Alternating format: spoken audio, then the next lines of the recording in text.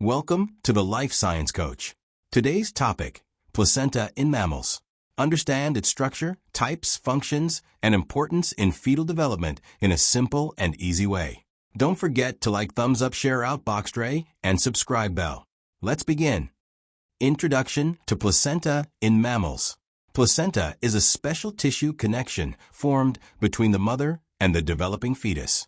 It is formed by the inner lining of the uterus along with the fetal membranes, mainly for the physiological exchange of materials between the mother and the embryo. The placenta is found only in mammals and develops during internal development. In mammals, the embryo grows inside the uterus of the mother, where it receives nourishment and protection throughout development. As the embryo develops, it establishes contact with the uterine wall through a specialized tissue called the placenta. This structure plays a very important role in supplying oxygen and nutrients to the developing fetus, while also removing waste materials. Thus, the placenta acts as a vital life-supporting organ that connects the mother and the developing baby during pregnancy. The placenta is a special type of tissue connection between the mother and the developing fetus. It acts as a bridge that helps maintain communication and exchange of materials between them. It is formed by the fusion of uterine tissues of the mother and the fetal membranes of the developing embryo. This combined structure becomes an important temporary organ during pregnancy. One of the major functions of the placenta is the transport of nutrients and oxygen from the mother to the fetus. Through this exchange, the developing baby receives all the essential substances needed for proper growth and development. The placenta also forms a placental barrier. This barrier prevents the direct mixing of maternal and fetal blood, while still allowing the exchange of useful materials such as oxygen, nutrients, hormones, and waste products. Thus, the placenta plays a vital role in protecting, nourishing, and supporting the developing embryo throughout pregnancy. Now, let's understand the classification of placenta based on the fetal membranes involved. The embryonic tissues that participate in placenta formation are called fetal membranes. Among the four fetal membranes, amnion, chorion, yolk sac, and allantois, the amnion does not take part in placenta formation. The chorion, yolk sac, and allantois play major roles in developing the placenta and supporting the growing embryo. Based on the fetal membranes involved, placenta is mainly classified into two types: Yolk Sac Placenta and Chorio-allantoic Placenta. These classifications help us understand the evolutionary and functional differences in mammalian reproduction. Now, let's learn about the Yolk Sac Placenta. Yolk Sac Placenta is formed mainly by the yolk sac and chorion. Because of this, it is also known as the Yolk Sac Placenta.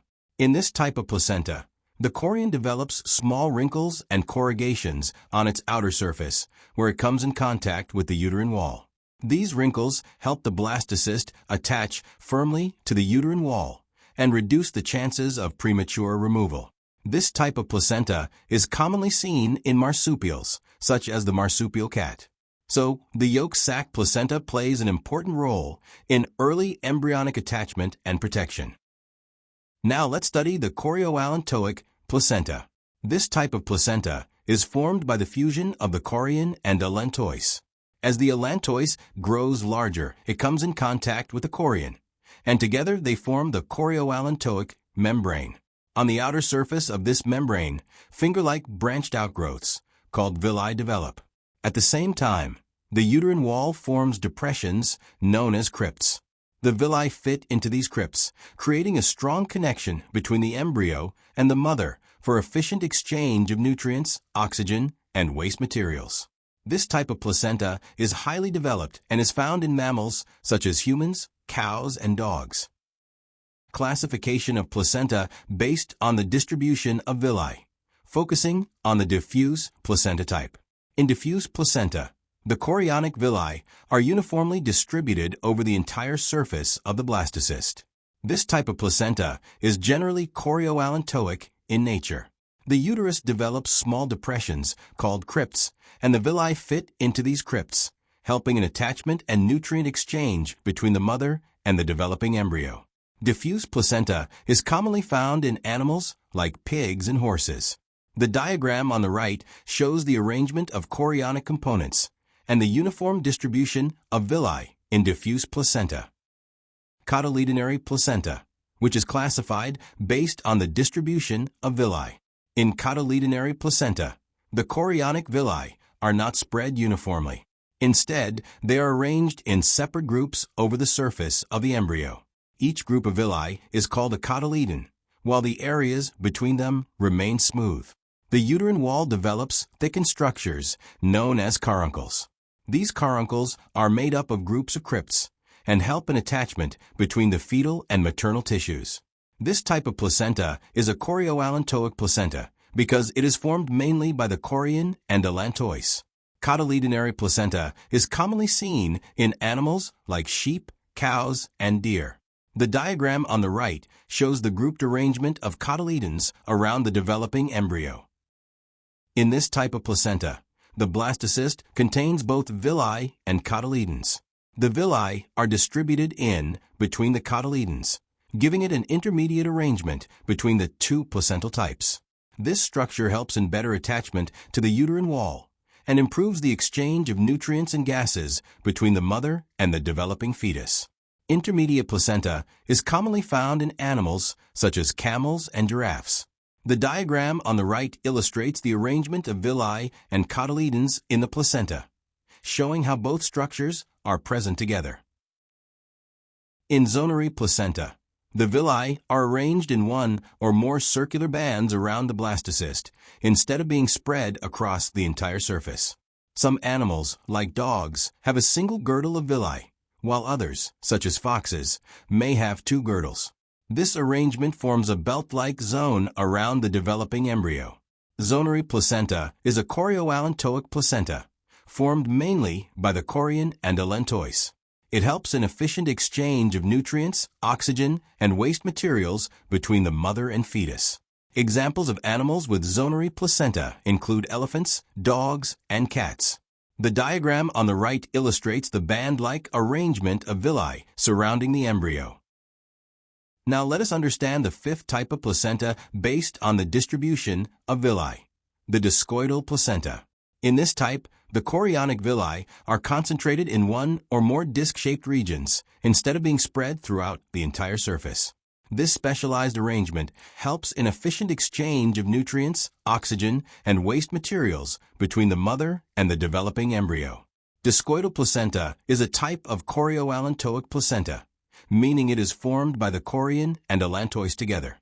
This type of placenta is commonly seen in mammals like rats and rabbits.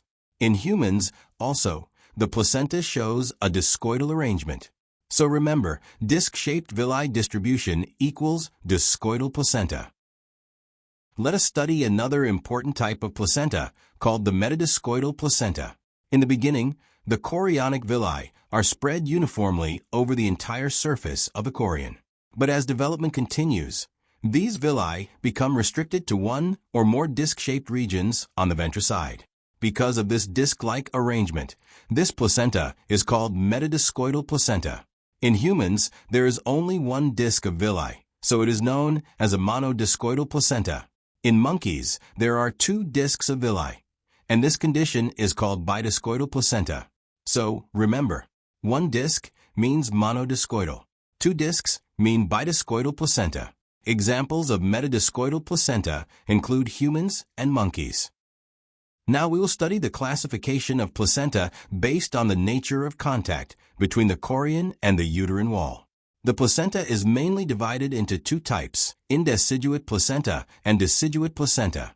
First, let us see the Indeciduate placenta. In this type, the chorionic villi of the embryo are loosely attached to the crypts of the uterine epithelium. At the time of birth, the chorion easily separates from the uterine wall.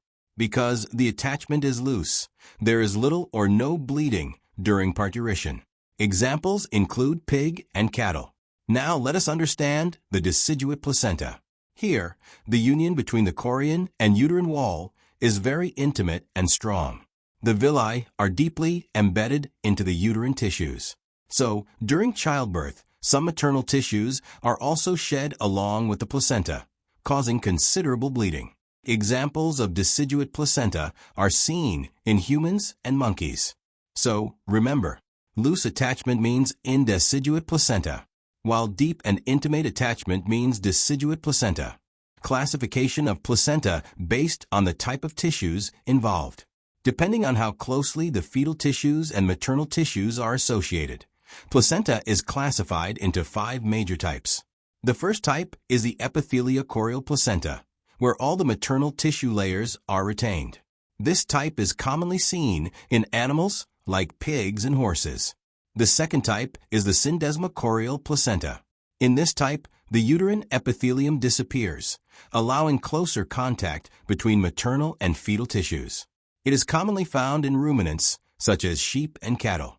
The third type is the endothelial placenta, where the chorion comes in contact with the maternal blood vessel endothelium. This type is observed in carnivorous animals like dogs and cats. The fourth type is the hemochorial placenta.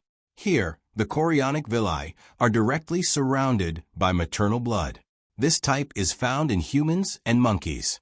Finally, the hemoendothelial placenta is the most specialized type, where maternal blood directly contacts the fetal blood vessel endothelium. It is commonly seen in some rodents. Thus, based on the tissues involved, placenta shows different levels of intimacy between the mother and the developing fetus.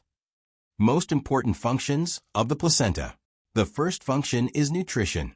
The placenta supplies essential nutrients such as glucose, amino acids, vitamins, minerals, and water from the mother to the developing fetus. Second is respiration.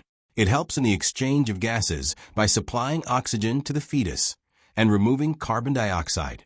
Third is excretion. Waste products like urea and uric acid produced by the fetus are transferred to the mother through the placenta. The placenta also provides anchorage by attaching the fetus securely to the uterine wall. Another important function is immunity. Maternal antibodies pass through the placenta and provide passive immunity to the fetus. The placenta also acts as a storage organ by storing glycogen, iron, and vitamins. It performs an endocrine function by secreting hormones such as HCG, progesterone, estrogen, and relaxin, which help maintain pregnancy. The placenta also offers protection by acting as a selective barrier against harmful substances and infections. It is involved in the transport of certain drugs and chemicals from the mother to the fetus. Finally, the placenta acts as a source of nourishment and support for the proper growth and development of the fetus. Thus, the placenta is a vital organ that connects the mother and fetus throughout pregnancy. Thank you for watching this video on placenta in mammals. I hope this session helped you understand the structure, classification, and functions of the placenta in a simple and easy way. If you found this video useful, don't forget to like, share, and subscribe to the Life Science Coach for more biology and life science lectures. Also, comment below your doubts and suggestions for upcoming topics. See you in the next video. Until then, keep learning and keep exploring science.